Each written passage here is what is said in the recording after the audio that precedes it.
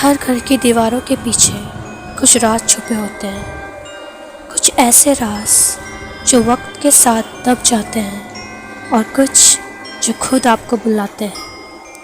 अगर आप अभी अकेले हो तो एक बार सोच लेना, क्योंकि कुछ कहानियाँ सिर्फ सुनने के लिए नहीं होती। क्या पता आपको भी अपना बहुत पुराना कल याद आ जाए। मैं हूँ कौशिकी भट्ट और आप सुन रहे हो मेरी पहली हॉरर स्टोरी। तो चलिए शुरू करते हैं।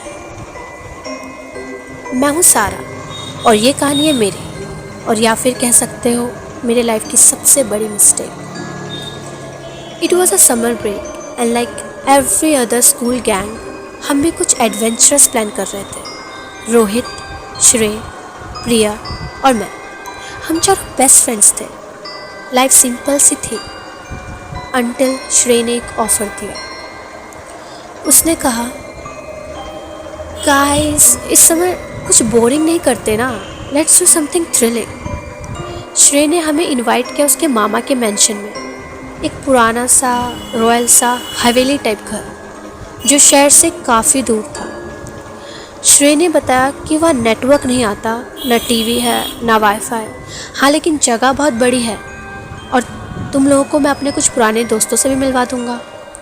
ये सब सुनकर हम सबको एक अजीब सी खुशी हुई, स्पेशली मुझे, like we are actually escaping the world.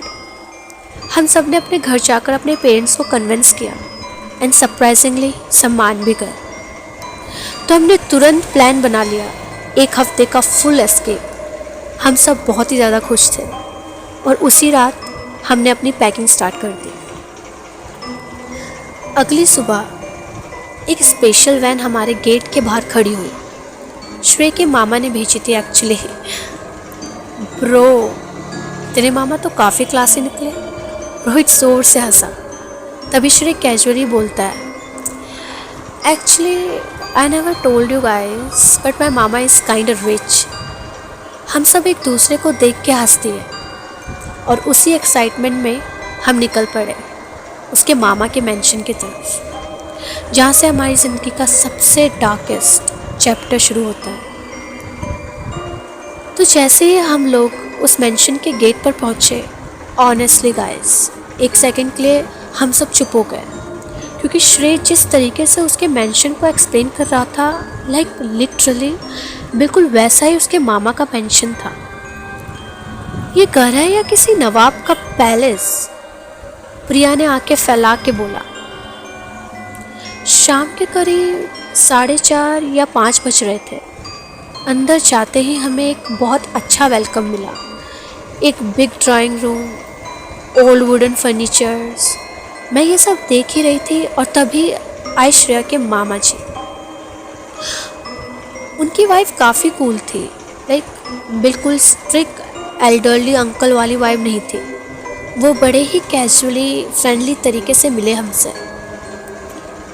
Make your self at home बच्चों, मेंशन तुम्हारा ही है इस वीक के लिए। उनकी स्माइल जेन्युइन थी, लेकिन कहीं ना कहीं उनकी आंखों में कुछ टेंशन सी थी या फिर किसी बात का डर। उसके बाद श्रेय के मामा जी ने हमें हमारा रूम दिखाया, टॉप फ्लोर के सबसे आखिर में। ये फ्लोर हम लोग नॉर्मली यूज़ नहीं करते, श्रेय ने कैजुअली बोला।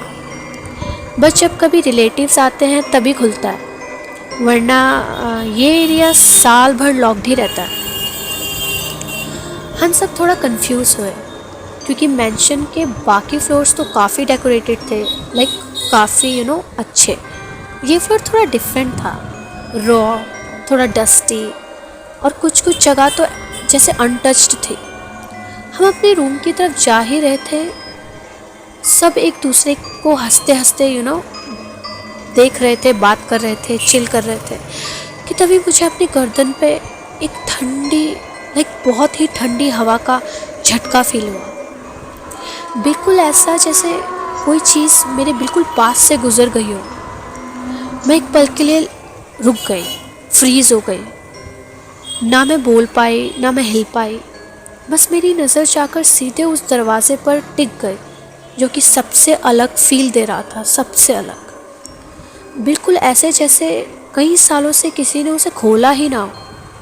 पेंट पूरा उखड़ चुका था, एक पुराना सा हैंडल, और उस दरवाजे में एक होल था जिसके पार सिर्फ अंधेरा ही था। ना कुछ दिखाई दे रहा था ना कुछ। मैंने कोशिश भी की एक बार उस होल से झांकने की, पर मुझे कुछ नज़र नहीं आया कि तभी मुझे रोहित ने लाइटली पुश किया। क्या देख रही है सारा, अंदर जाना है क्या?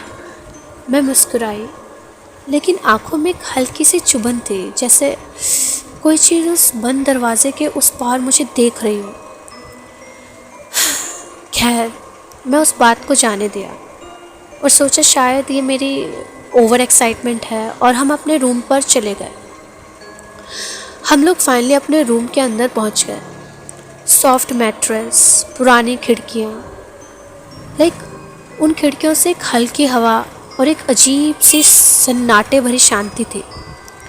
श्रेय ने सबसे पहले जोक मारा, यार प्रिया तू ना यहाँ सोफे पे ही सो जाना वरना बेड टूट जाएगा।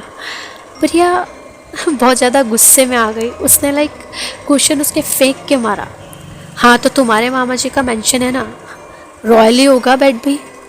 मैं भी हंसने लगी और फिर पता नहीं क्या हुआ, हम लोग बातें कर तो रहे थे, लेकिन बातें करते करते कब वो बातें वियर्ड हो गई हमें खुद नहीं पता चला। पहले कॉलेज की गॉसिप, फिर एक्स स्टोरीज, और फिर एकदम से रोहित ने कहा श्रेय को, तू बिलीव करता है क्या पैरानॉर्मल स्टफ में? मुझे तो लगता है ये सब कुछ बकवास ही होता है यार। और सबसे अजीब बात तो ये थी कि बात करते करते हम सब जाने अनजाने में उस दरवाजे के बारे में बात करने लगे, जैसे वो दरवाज़ा भी सुन रहा हो। श्रेय बोला, वो एक्चुअली उस रूम का वो इस तरीके से बात कर रहा था जैसे बहुत ज़्यादा हेजिटेशन में हो। उसने कहा उस रूम का यूज़ बहुत पहले होता था बट अब नहीं होता। क्यों नहीं? मैंने फिर पूछा। श्रेय ने एक लंबे सांस ली, एक लंबा पॉज लिया। उसके बाद वो बोला, वो रूम एक्चुअली मेरी पहली मामी का था। मुझे याद है जब मैं छोटा था तो वो यहीं रहती थी उसी रूम में, बट कुछ साल बाद वो गुज़र गए। फिर एक दिन मामा जी ने दूसरी शादी कर ली और वो रूम बस बंद कर दिया, तो तब से वो रूम बंद ही है, इवन ये फ्लोर। रोहित ने मजाक में कहा, अच्छा तो वो हॉन्टेड मामी वाला सीन है क्या? सब लोग थोड़ा सा हंसे, पर श्रेय का एक्सप्रेशन थोड़ा सीरियस था। उसने धीरे से कहा, गाइस सच कहूँ तो उस वक्त मेरे साथ कुछ ऐसा हुआ था जो उस रूम के पास, जो मैं कभी भूल नहीं पाया। कि क्या? प्रिया ने सॉफ्टली पूछा। श्रेय ने तभी कहा, मैं अभी एक्सप्लेन नहीं कर सकता, बस इतना समझ लो कि उसके बाद से हम लोग इस फ्लोर का यूज़ नहीं करते। मामा जी ने तो स्ट्रिक्टली मना किया था इस रूम को खोलने से या इस फ्लोर पे भी आने से, बट अब तो उस बात को काफ़ी टाइम हो चुका है, तो वो भी शायद भूल ही गए हैं। सिर्फ तुम लोग आए हो तो ये रूम खोल दिया गया। मैं चुप हो गई। सबके फेसेस पर एक अजीब सी टेंशन आ गई थी। हम सब ने श्रेय को थोड़ा सा कन्विंस किया कि वो हमें बता दे, तो कुछ टाइम बाद वो ओपन अप होने के लिए रेडी हो गया। उसने हल्की सी सांस ली और फिर बोला, मैं एक रात बस कैजुअली छत से नीचे आ रहा था तो मुझे लगा कोई उस पुराने से बंद दरवाजे के पास खड़ा है। वो कोई औरत थी शायद, या लड़की, पता नहीं, याद नहीं आ रहा अच्छे से। मेरी पहली मामी थोड़ी लंबी थी हाइट में, लेकिन ये कुछ अलग था, हाइट में थोड़ी छोटी थी वो जो भी चीज़ थी वो मेरी मामी जैसी तो नहीं थी। मैं तुरंत भागा मामा जी के पास। मैंने उनको सब बताया और उन्होंने बस एक बात बोली, आज के बाद ऊपर मत जाना श्रेय, वो फ्लोर अब से बंद रहेगा। तब से ये फ्लोर बंद ही था। सब बिल्कुल खामोश हो गए, किसी ने कुछ नहीं बोला उस वक्त। वैसे तुम लोग प्लीज़ डरना मत, हाँ, ऑनेस्टली अब तक तो कुछ भी नहीं हुआ है, सो चिल करो। और छोड़ो ना, बहुत हो गई भूत वूत की बातें। ये सब श्रेय हमें कन्विंस करने की कोशिश कर रहा था, क्योंकि हम सच में डर गए थे। हम सब ने सिर हिलाया और हंसने की कोशिश करने लगे, but somewhere deep inside we all felt it. उस रात काफ़ी देर हो चुकी थी। हम सब लोग अपने अपनी जगह लेट गए। थके हुए थे ना, तो काफ़ी जल्दी नींद आ गई। मैं भी सो रही थी, पर अंदर से एक अजीब सी बेचैनी थी, एक अजीब सा खिंचाव, जैसे मेरा मन बार बार उस दरवाजे की तरफ जा रहा हो। मैं देखना चाहती थी, ये शायद कोई मुझे दिखाना चाहता था। सो ऐसे ही बस ये रात ख़त्म हुई, पर सवाल काफ़ी थे मेरे दिमाग में। लाइक उस दरवाजे के पीछे एक्चुअल में था क्या? मेरा इल्यूजन या फिर सच में कोई डरावना राज? सो गाइस, ये था कहानी का पहला पार्ट। आगे जानने के लिए लाइक कीजिए, सब्सक्राइब कीजिए एंड शेयर ज़रूर करना। So see you in the next part if you are brave enough. Bye bye. Keep listening. The Curse Channel.